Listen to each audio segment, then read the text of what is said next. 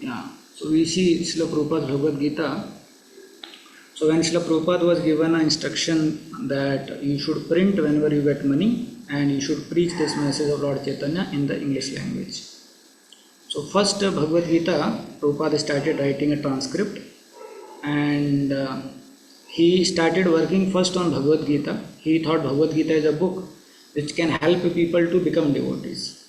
In one lecture I was hearing, His Grace Kamalochan Prabhu was telling that those who are new people, when they hear Bhagavad Gita, then they can become devotees.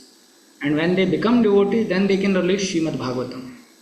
And that is the reason when Prabhupada was in America, first he started Bhagavad Gita.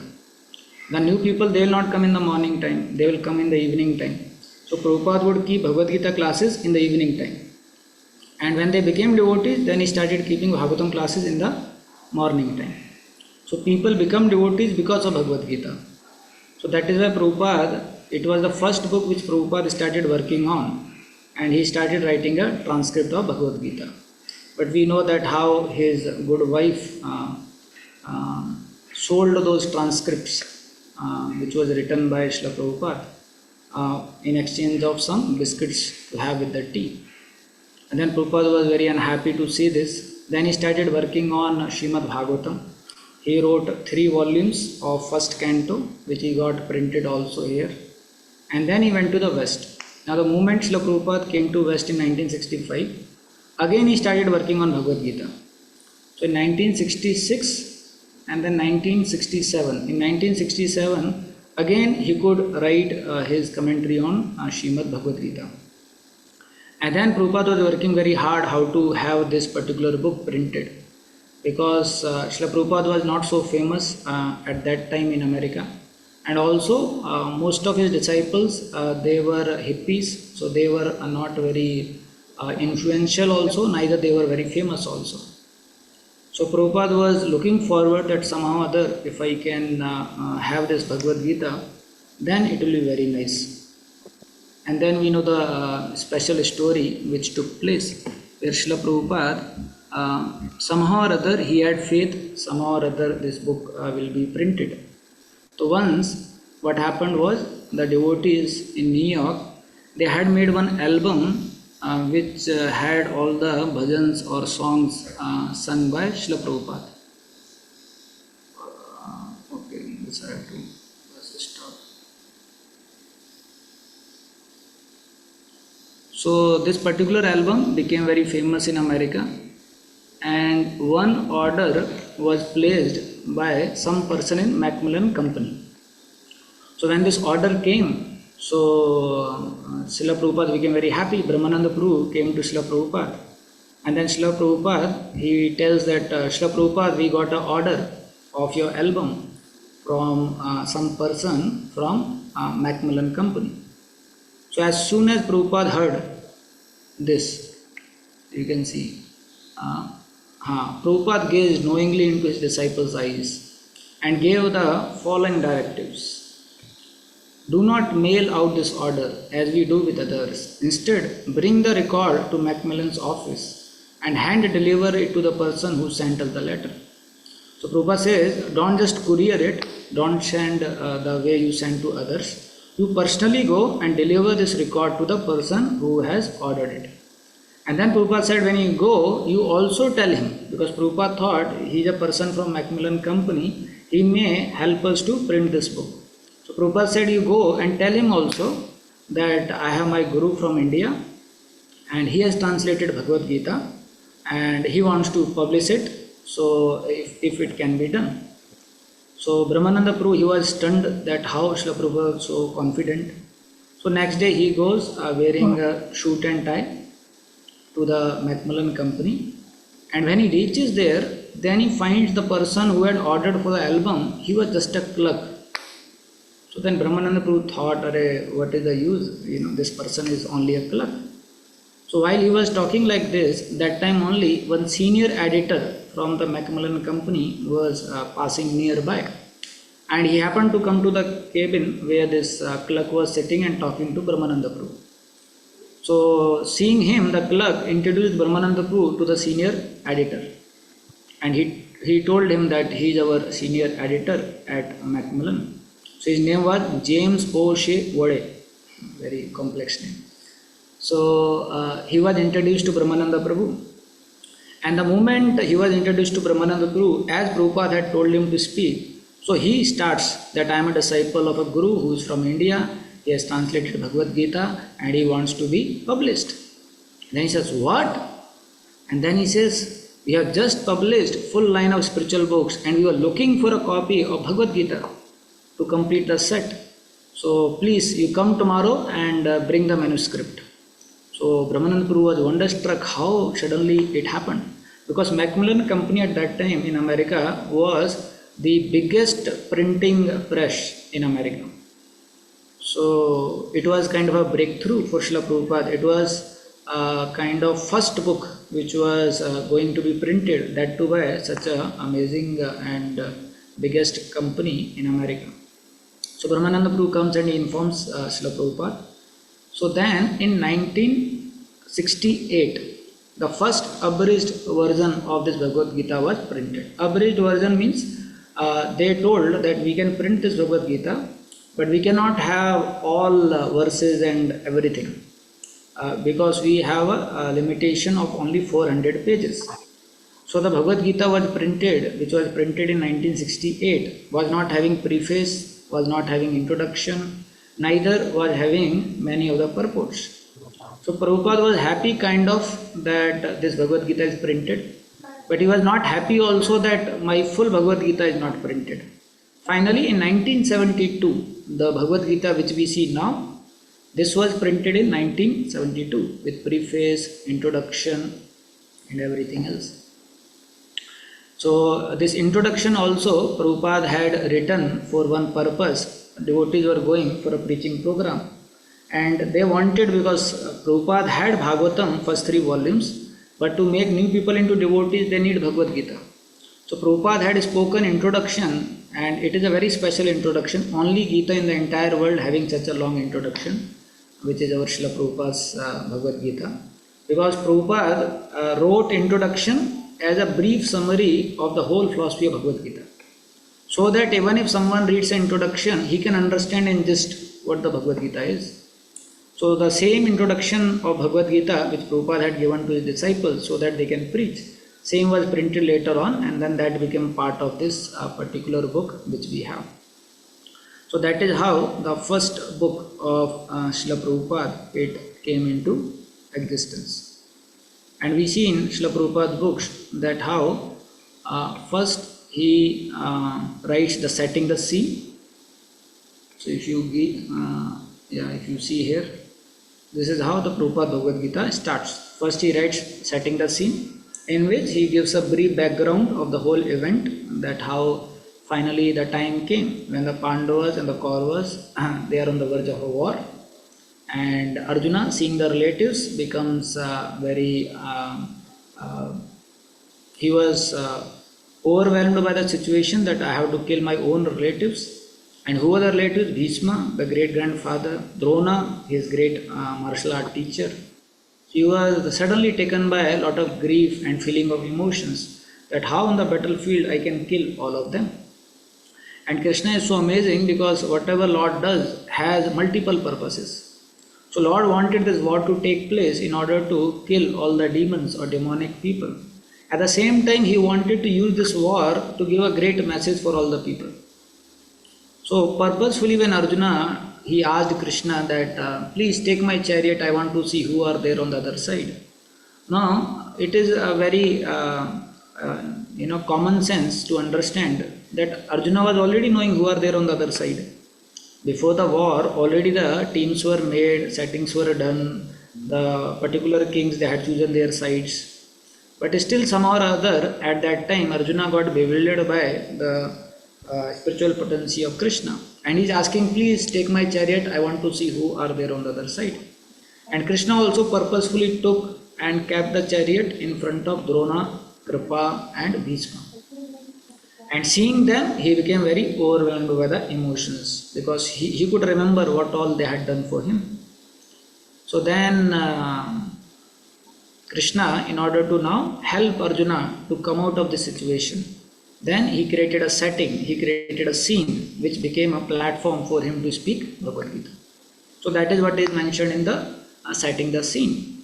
Then in the dedication Prabhupada is writing, and he is dedicating this Bhagavad Gita to Srila Baldev Vidyabhushan, who presented so nicely the Govind Bhashya commentary on the Vedanta Sutra. So Baldev Vidyabhushan, we know that how when there was a debate with Ramanandis, and that time they had challenged him that your sampradaya is not a bona fide sampradaya because you don't have your own commentary on Vedanta Sutra. And they told, if you want to claim that you are a bona fide sampradaya, then you should have your own commentary on Vedanta Sutra. And they gave around 1 month of time to Baldev Vidyabhushan. And he generally, the acharyas, they say it takes around 20 to 25 years to write a commentary on Vedanta Sutra. But Baldev Vidyabhushan, within 1 month, because he sat in front of Lord Govindev, and Lord Govindev was speaking to him and he was writing it. So when Srila Prabhupada wrote Bhagavad Gita, so most of the part of the commentary he has taken from Baldev Vidyabhushan commentary on Srimad Bhagavad Gita. And how Baldev Vidyabhushan he has written, he has taken around 70% part of the commentary from Sri Ramanujacharya, and 30% part of his commentary of Bhagavad Gita comes from his trying to explain the Vedanta Sutra. So that is how the Bhagavad Gita, which is written by Baldev Vidyabhushan, can very easily help people to understand the conclusion of the Vedanta Sutra. And because Srila Prabhupada majorly took his commentary from Baldev Vidyabhushan, so in one way, whole Vedanta Sutra is explained in the Srila Prabhupada's Bhagavad Gita. So that's why Prabhupada is giving his dedication to Srila Baldev Vidyabhushan, because majorly he referred his commentary for writing his commentary on Bhagavad Gita. Then Prabhupada writes the preface. So preface, introduction is a brief summary of the content which author wants to tell, and preface is a historical context, and he wants to address that for which audience this book is made for. That is the preface. So preface talks about the historical context and the audience for which the book is made, and introduction talks about the brief summary or brief understanding about the content which the book will cover. So Srila Prabhupada here he expresses his feelings, because this preface was not there in the previous Bhagavad Gita, which was printed by Macmillan in 1968, but later on in 1972 he added this. He is telling that previous the book was cut down to 400 pages, but then I have this system that I follow: original verse, then word to word translation, and then the purports. But now I am very happy that now this book is coming in the original form. And then Srila Prabhupada is talking about that how this particular movement is genuine, historically authorized, natural and transcendental, like that. And it is based on Bhagavad Gita as it is. And then Srila Prabhupada is telling that how he felt the need to have this particular Bhagavad Gita, because he saw there are people who are interested, at the same time they don't have the authentic presentation of Bhagavad Gita. So he is telling, only credit of mine is that I have tried to present Bhagavad Gita as it is without any adulteration. So we remember one time one person came to Srila Prabhupada and he said, Prabhupada, what is so special about you? Your Bhagavad Gita is almost similar to Ramanujacharya's Bhagavad Gita. And Srila Prabhupada says, that is my credit, that I have tried my best to repeat what Acharyas have mentioned. And then Prabhupada is telling, very beautiful line, before my presentation of Bhagavad Gita as it is, almost all the English editions of Bhagavad Gita were introduced to fulfill someone's personal ambition. But our attempt in presenting Bhagavad Gita as it is to present the mission of the Supreme Personality of Godhead, Sri Krishna. So why Srila Prabhupada named Bhagavad Gita as it is for this reason. Bhaga means the 6 opulences, and Bhagavat means one who possesses these 6 opulences. And Gita means the song which is sung by such a person. So Bhagavad Gita means the Lord, who is the possessor of six opulences, is speaking a song, is singing a song. And Srila Prabhupada then named Bhagavad Gita as it is. Because Srila Prabhupada saw that although there are so many Bhagavad Gitas, but then all of them have some misinterpretations.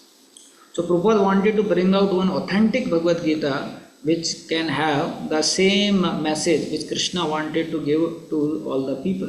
And that's why in order to make his Bhagavad Gita very special, and also so that people can understand that it is different from others, Srila Prabhupada named Bhagavad Gita as it is, like this. And we see in one of the lectures Srila Prabhupada says that before I came to America, there were more than, he says, 500 commentaries of Bhagavad Gita. And they were lying in libraries, but not a single person was becoming devotee.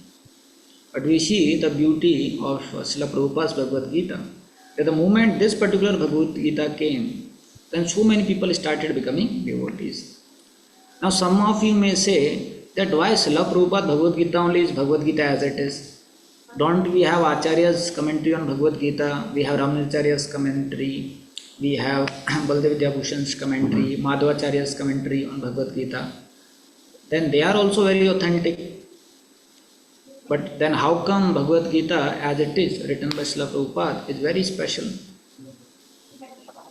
Can anyone say that why Bhagavad Gita as it is very special? We already have Acharya's commentary on Bhagavad Gita also. Yes, Aman bro. तो जी प्रभुपाद ने means एक अपने जो हम लोग practical life में apply कर सकते हैं उसको एक अंडरस्टैंडेबल वे में प्रेजेंट किया, और लोगों ने ऐसा नहीं किया. Yeah, so actually point is the commentaries written by Acharyas, they were written for very high class people. So if we have Acharya's Bhagavad Gita and we distribute to many people, not a single person will become devotees. Why? Because they are for high class people. And what is the class of people now in Kali Yuga? Low class, or sometimes no class. Right? So for us to understand Bhagavad Gita written by the Acharyas is very difficult. So that's why Srila Prabhupada's Bhagavad Gita stand out not only among those who have misinterpreted Bhagavad Gita, but also among those which are written by our Acharyas. So Srila Prabhupada Bhagavad Gita contains the historical context and the philosophical truths. At the same time, also Srila Prabhupada Bhagavad Gita brings out the relevance of it in the life of modern people, modern life people. So that is how Srila Prabhupada Bhagavad Gita is very special. And Prabhupada is telling, so our business is to present the will of Krishna, not that of mundane speculator, like this. And how to know that which Bhagavad Gita is very authentic? So we have to go to this particular verse, any Bhagavad Gita we come across, Sarva Dharman Pratyaja Mam Ekam Saranam Varja. And we have to see in the purport what he is explaining for this word Mam. So if it is authentic Bhagavad Gita, then it will explain that this Mam here is Krishna, and that Krishna is the Supreme Personality of Godhead. But you will find in all or most of the Bhagavad Gitas, Mam they will explain is some energy within, or they will explain that he is a person who represents the Brahman or impersonalism. So very only those which are the Vaishnava Bhagavad Gitas, there you will find Mam Ekam Saranam Vraja means we have to surrender to Krishna who is a person. So Srila Prabhupada could see this, that somehow or other there is a lot of misinterpretation. So I need to present the bona fide message of Bhagavad Gita. And because Srila Prabhupada tried presenting in that way, we see so many people coming and becoming devotees. So like that, he sets the context of Bhagavad Gita, that how, in what way he thought of bringing this Bhagavad Gita, so that those who are genuine seekers, they get a bona fide and authentic version of this message. And then he stresses the importance of having a spiritual message in a parampara. Otherwise, it is very difficult to understand the spiritual message. And then he says, our only purpose is to present this Bhagavad Gita as it is, in order to guide the conditioned student to the same purpose for which Krishna descends to this planet once in a day of Brahma. So he says, I tried presenting to give the same message which Krishna wanted to give. So like that he speaks, and then he says, this Krishna conscious movement is essential in human society, for it offers the highest perfection of life. How this is so is explained fully in Bhagavad Gita.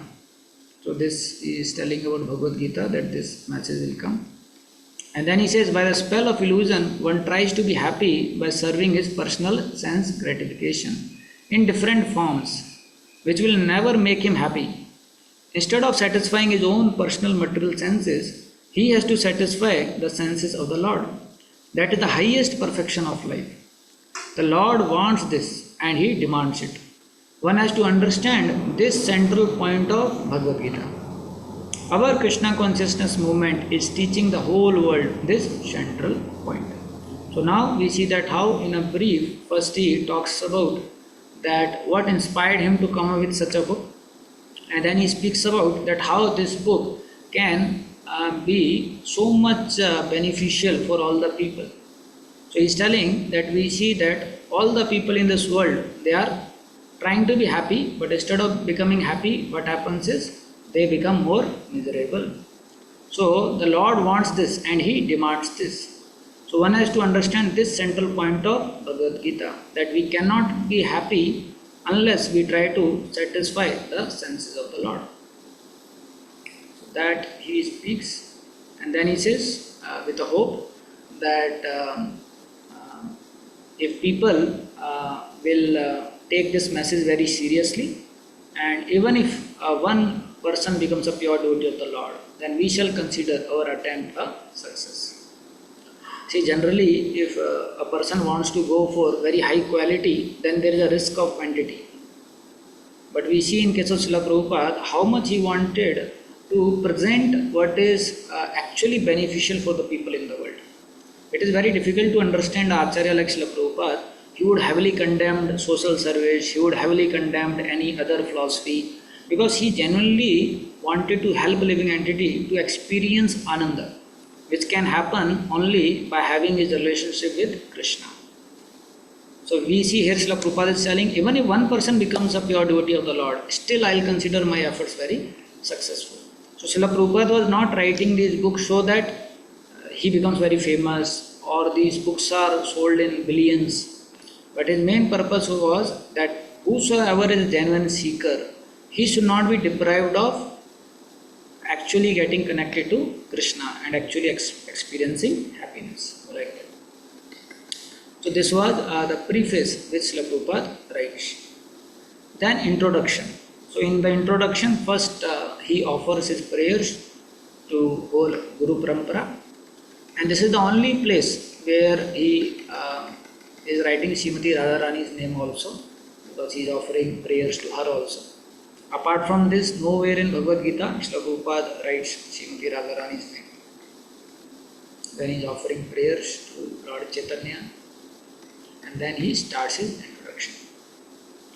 So here we see he starts his introduction, and then he says that how this particular Bhagavad Gita is a Gita-Upanishad.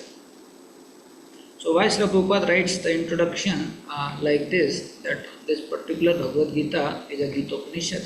So there is a background because of which Srila Prabhupada wrote like this.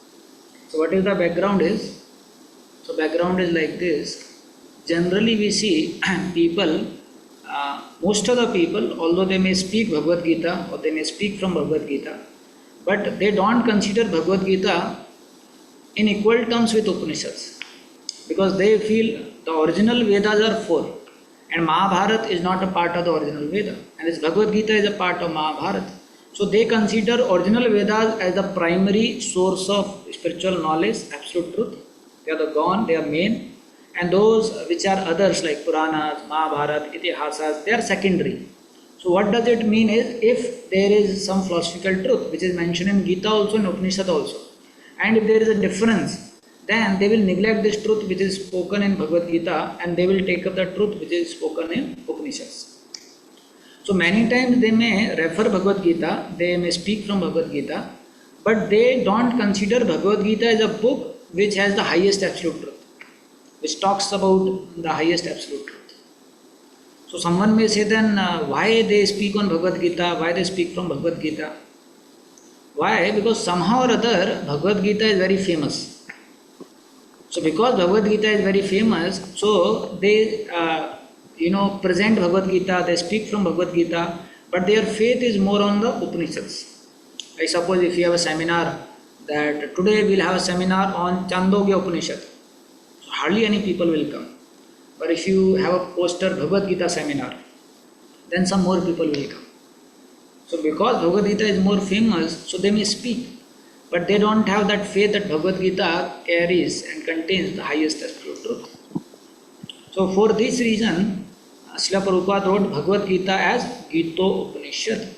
And there is a verse also, which Srila Prabhupada many places he speaks also this.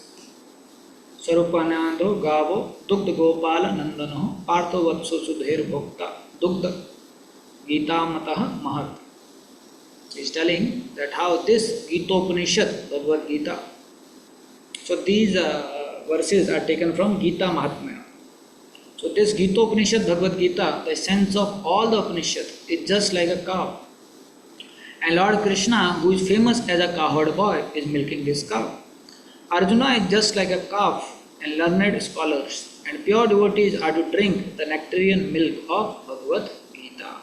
So now you see, on the other hand, many people have this understanding that Bhagavad Gita is inferior to Upanishads.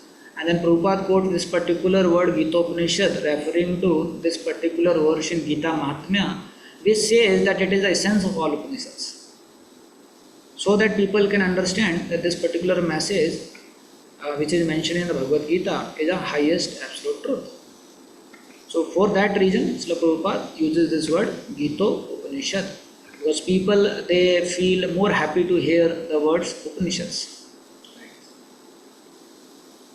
And then Srila Prabhupada is telling about the same, that how he tried to bring out the addition which is very authentic.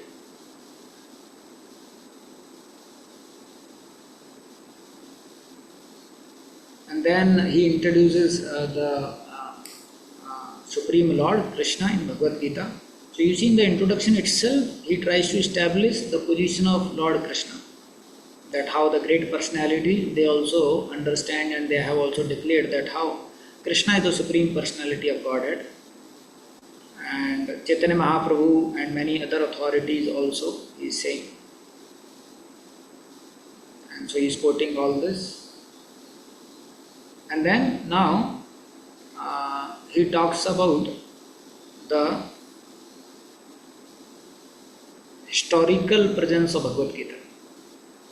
So he is talking these verses that how Krishna he speaks to Arjuna, that the same message was given by me to the Son of God, but then with time it was lost, and then now I have come again to speak the same message. Like this. So this is an eternal message. This is a message which Krishna had spoken so many years back, and then again he came back and again he spoke. Prabhupada quotes that particular verse, and then he brings out this point. So this particular introduction also contains that what should be a mood of a disciple when he is approaching Bhagavad Gita. So Srila Prabhupada is telling that why Krishna was ready to reveal all his secrets to Arjuna, because Arjuna was a devotee. Because Arjuna was a devotee, that's why Krishna felt happy to reveal all secrets to him, all confidential truths to him. So when a person is approaching Bhagavad Gita with the idea to become a devotee of the Lord, with the idea to serve Krishna, and to that extent that Bhagavad Gita will reveal the confidential truths to a particular disciple. Otherwise we see there are people who have read Bhagavad Gita and they have concluded, some people they have concluded to this extent also, that Bhagavad Gita is an Ayurvedic book. Only few verses are there which talk about food and goodness, ignorance and passion. But somehow or other, because they approached Bhagavad Gita with certain intention, then accordingly Krishna also reciprocated to them. So Srila Prabhupada is telling that this is the first quality of a reader of Bhagavad Gita, that he should try to read Bhagavad Gita to become a devotee of the Lord. Then Prabhupada is telling, so mainly Bhagavad Gita is meant for devotees of the Lord. And then he is telling the three transcendentalists, but Arjuna was chosen because he is a devotee of the Lord. Then he is talking about how devotees of the Lord can have all these relationships with Krishna. And then again he talks about how Arjuna also established that Krishna is the Supreme Personality of Godhead.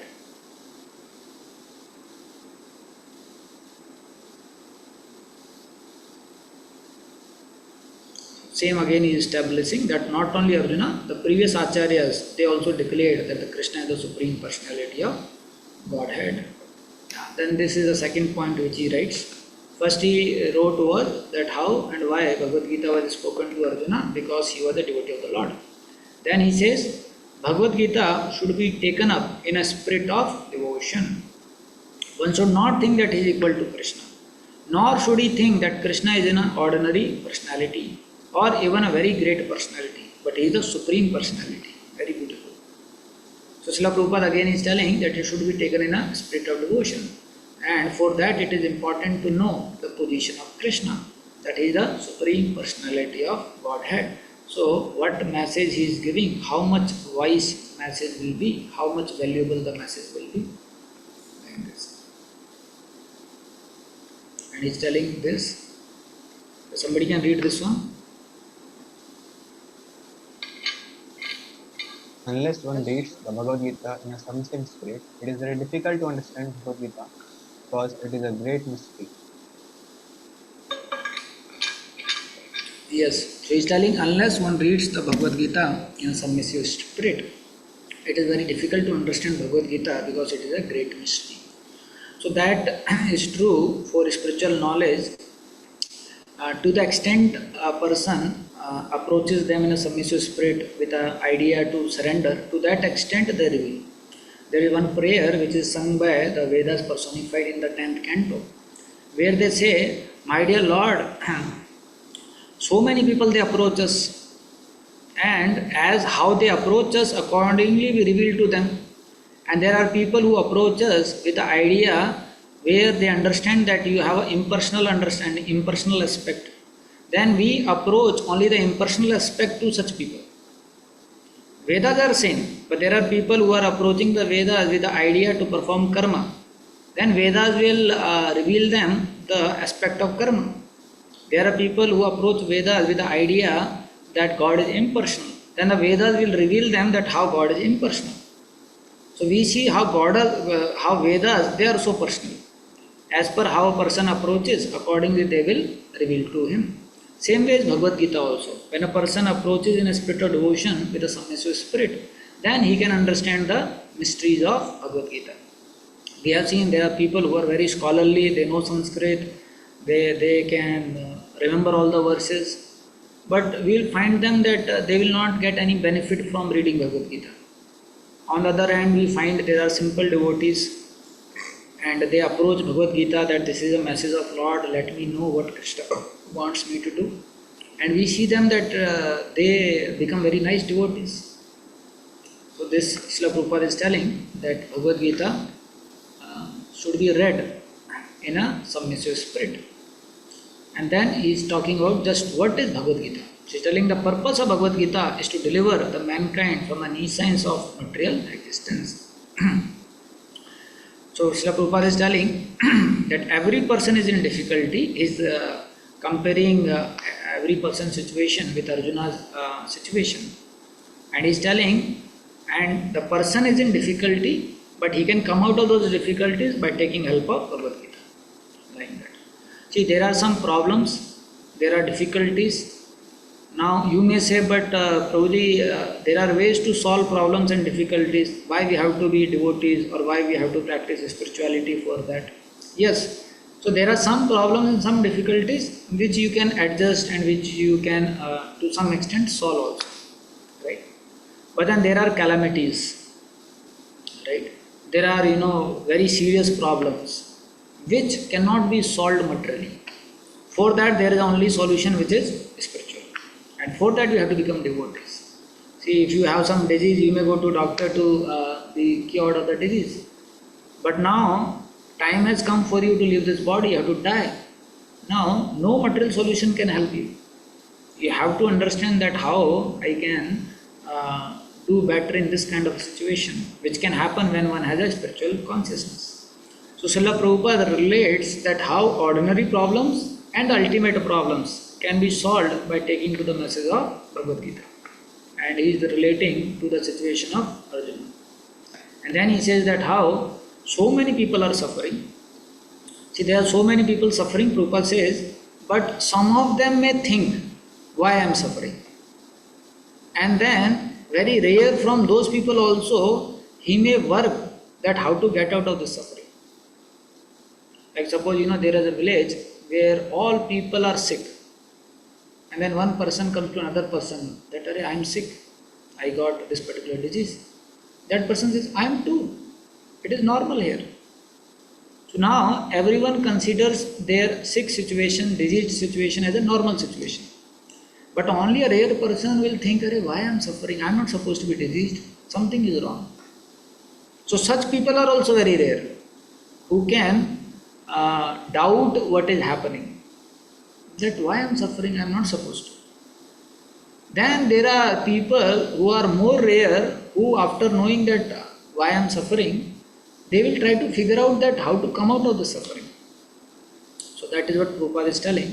Srila Prabhupada here writes a very beautiful statement. He says, humanity begins when this sort of inquiry is awakened. And then in the last he says very beautiful, he says, somebody can read this part, very nice. Therefore, those who begin to question why they are suffering or where they came from and where they shall go after death are proper students for understanding Bhagavad Gita. The sincere student should also have a firm respect for the Supreme Personality of Godhead. Such a student was Arjuna. So now Srila Prabhupada is telling who are the proper students for understanding Bhagavad Gita, who are questioning why they are suffering, where they came from. So they are having these kind of inquiries, Athato Brahman Jigyasa. So they are the serious students to read Bhagavad Gita. Like this. That I am not supposed to suffer by oldness, by disease, but I am doing so. I am not supposed to suffer because of my mind, because of my senses, but it is happening. I am not supposed to suffer because of the environment around, but it is happening. But it is happening. So those who are having these kind of inquiries, they are the proper students for understanding Bhagavad Gita. And then Prabhupada is telling that how when they read Bhagavad Gita, then they can understand where Krishna will tell them.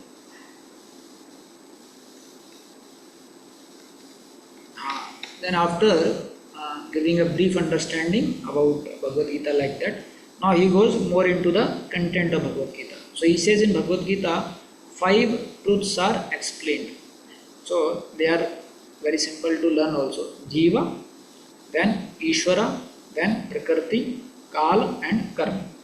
So out of these 5, how many are eternal and how many are not eternal? Anyone knows? 4 are eternal. Which one is not eternal? Karma. Yeah, perfect. So now Srila Prabhupada talks about Ishvara, Jiva, Prakriti, Kal and Karma. So out of this, Jiva is also Shakti of the Lord, Prakriti also is Shakti of the Lord, and Kala also is Shakti of the Lord. And these 3 are eternal, and obviously Lord is also eternal.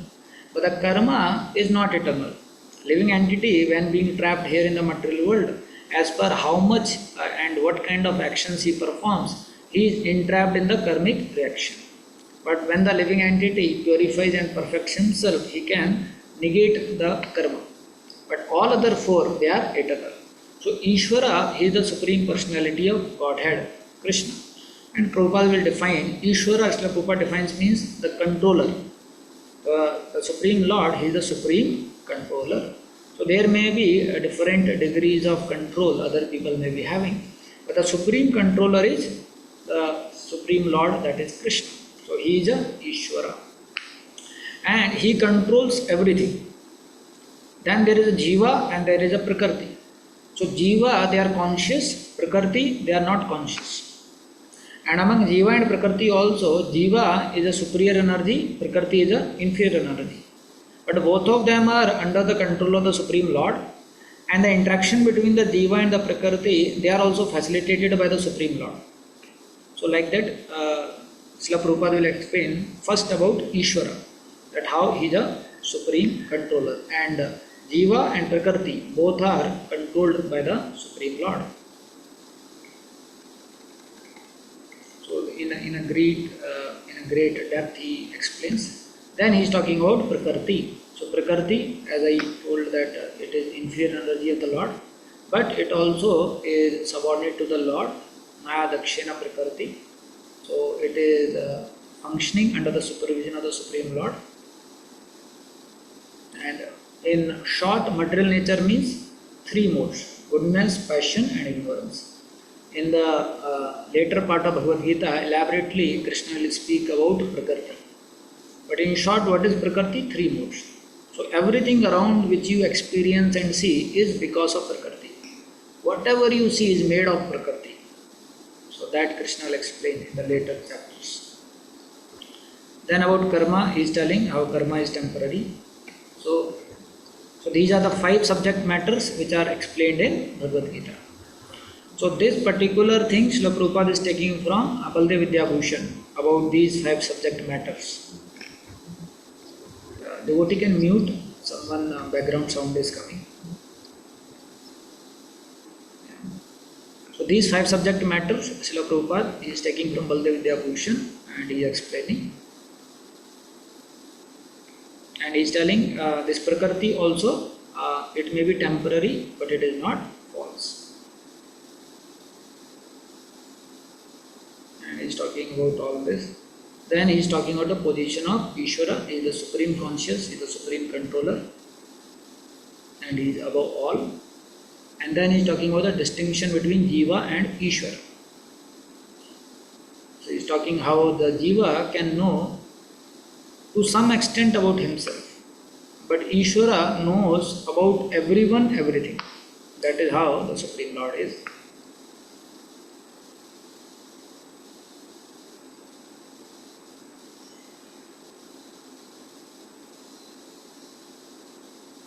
So he is telling Jiva and Ishvara are similar in a way that both are conscious, because Jiva also is a part and parcel of Krishna.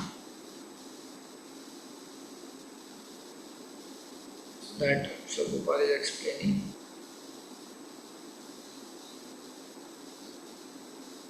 And then he is telling that how initially the Jiva is conditioned. So conditioned, one of the meaning of conditioned is that when you are in a different secondary nature, which is not your natural nature. Like suppose when we say that air conditioner, so that means outside it is hot, but opposite of the natural nature of the air which is existing, you condition the air to be cool. So that's why it is called as air conditioner. So Jiva is called conditioned, means that ideally a Jiva is supposed to serve Krishna, but being conditioned he is trying to enjoy. This is one definition. Another definition Srila Prabhupada explains, conditioned means when a Jiva tries to enjoy, the so-called enjoyment or happiness also in the material world depends on so many conditions. He has to have his senses working nicely, he need to get the sense object properly, then the interaction between the sense object and the senses should happen properly, and the mind should be stable to actually be in the present and enjoy that interaction with the sense object. So that also is another meaning of being conditioned, that his happiness, so-called happiness, also depends on so many conditions. He is telling we are conditioned, but then here he says, but Bhagavad Gita can help a living entity to come out of the bodily conception of life and to liberate oneself. And then he is talking about that how Bhagavad Gita can help to liberate oneself. And then he is talking about that how in a conditioned state one has this material consciousness. And here Prabhupada is telling material consciousness has two psychic divisions, that I am the creator and other that I am the enjoyer. But actually the Lord is the supreme creator and the supreme enjoyer. We are the part of the machine that Prabhupada is explaining. And only way for us to be happy is by giving satisfaction to Krishna. So it is a very long introduction. If you see the whole introduction in a gist, Srila Prabhupada has summarized whole philosophy of Bhagavad Gita only. Right.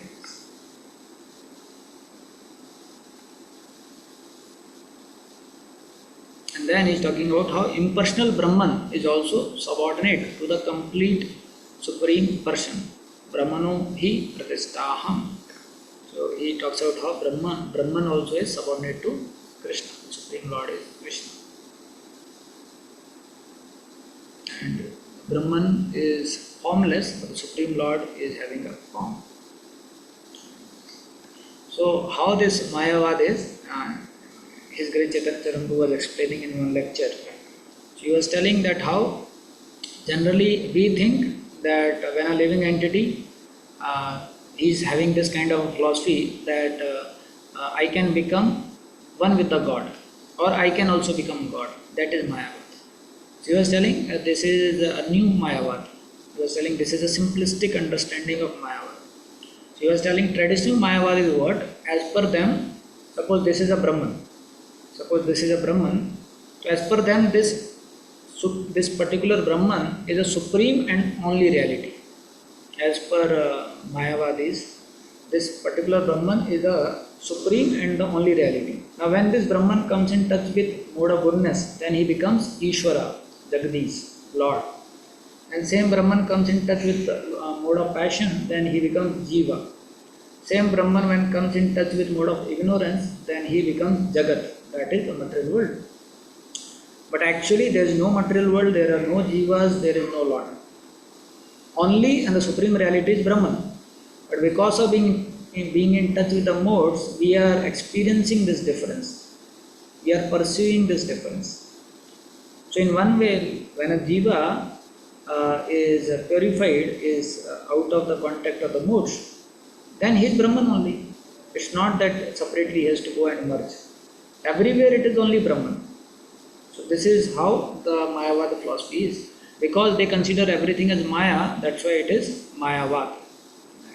But here Krishna is telling, even this Brahman is subordinate to Krishna, and Krishna is a transcendental person. Krishna has a form. It's not that Brahman is highest, and it is also not the case that that Brahman is coming and appearing in an illusory form of Krishna.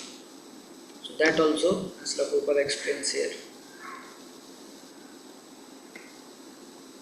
And then he is telling how in the Vedic wisdom people would accept the Vedic knowledge with so much faith. Why? Because the Vedic knowledge is complete and infallible. Then he gives example. Like generally the stool of any animal or a person is considered very contaminated. But we see, because it is mentioned in the Vedas that the cow dung is very pure.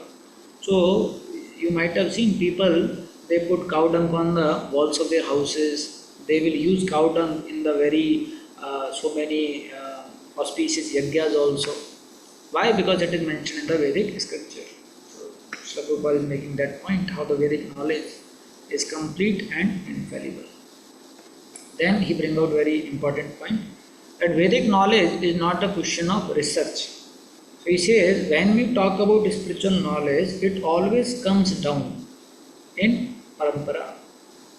We cannot research and go to the conclusion. That cannot happen in regard to gaining Vedic knowledge. Why? Srila Prabhupada says, because we have defects. And because we have defects, we cannot understand spiritual knowledge. We cannot come to the conclusion in relation to the spiritual truths. So we have to accept the spiritual truths which are coming in a bona fide sampradaya. So that's what Srila Prabhupada is mentioning here. So we have to receive knowledge from the proper source in disciplic succession. He is telling Arjuna he got this beautiful opportunity to hear from Krishna directly. Here Srila Prabhupada is telling the 4 defects which we humans have, because of which we cannot invent or understand or come out with some spiritual truths. And then he is talking about opportunity which Krishna gave to Arjuna.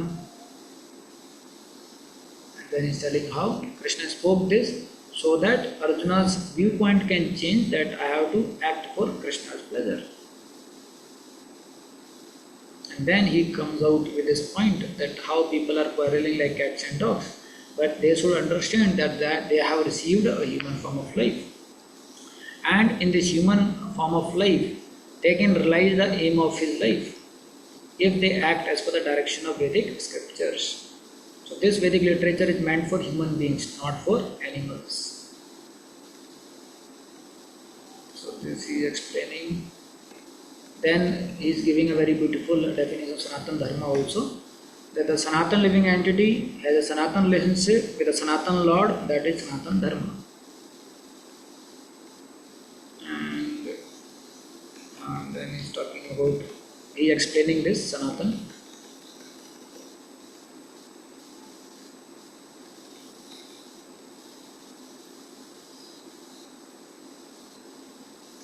And he is telling this Sanatana also means it is eternal.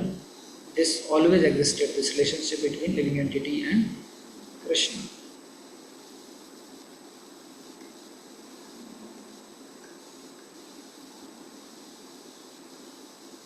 And he is telling all other dharmas which we see, including Hindu, they are non-Sanatana dharma. Because one's faith can change. Somebody is a Hindu today can become Muslim tomorrow. But our relationship with Krishna cannot change. So that is Sanatana Dharma.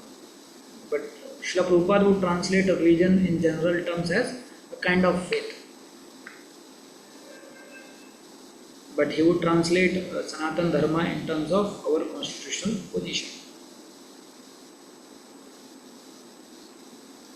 And then Srila Prabhupada is also covering this point that in Bhagavad Gita, this point also is not approved, that people are going to demigods for fulfilling their desires.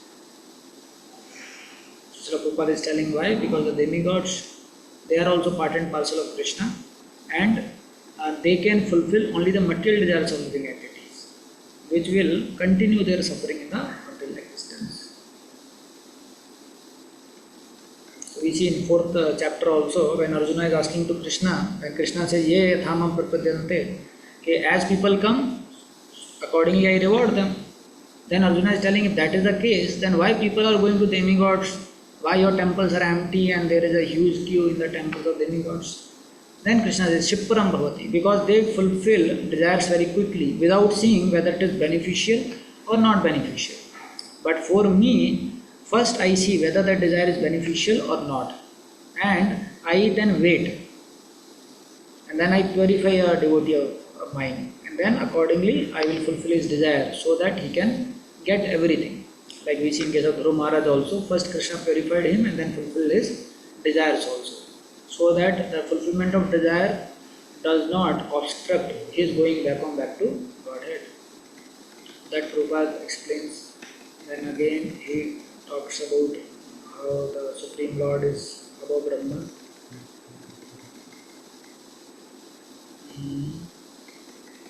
Then he talk about, so now someone may have this question that where this Supreme Lord resides, where we will go. So then he talks about the Sanatana sky, that is the spiritual world. How this material world is a perverted reflection, but then there is a kingdom above the spiritual world from where Krishna comes, and Krishna is always staying there. And when we remember at time of death, same Lord, then we will also go back to Godhead.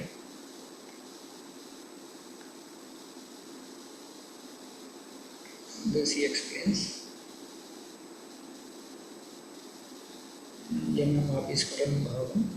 That when you remember at time of death, and that is a final exam which everyone has to appear, and if someone can remember Krishna, then he passes the exam, and the whole life is a preparation to come to this point where we can remember Krishna.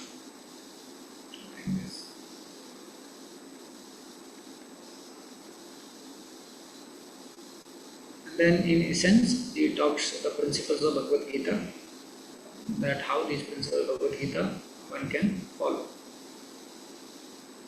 And then he concludes that Bhagavad Gita is a transcendental literature which one should read very carefully. If one properly follows the instructions of Bhagavad Gita, then one can be freed from all miseries and anxieties in this life, and one's next life will be spiritual. So this is his conclusion, that what one will get after reading Bhagavad Gita. And then he is quoting from Gita Mahatmya, the benefits of reading Bhagavad Gita. All important verses. And then he is also writing the whole disciplic succession, how this particular Bhagavad Gita is coming. Hare Krishna. So somehow the introduction was very lengthy. So in short we could cover some important part. And maybe aims of bhakti I will send on the group, so you can read it, because it will take time.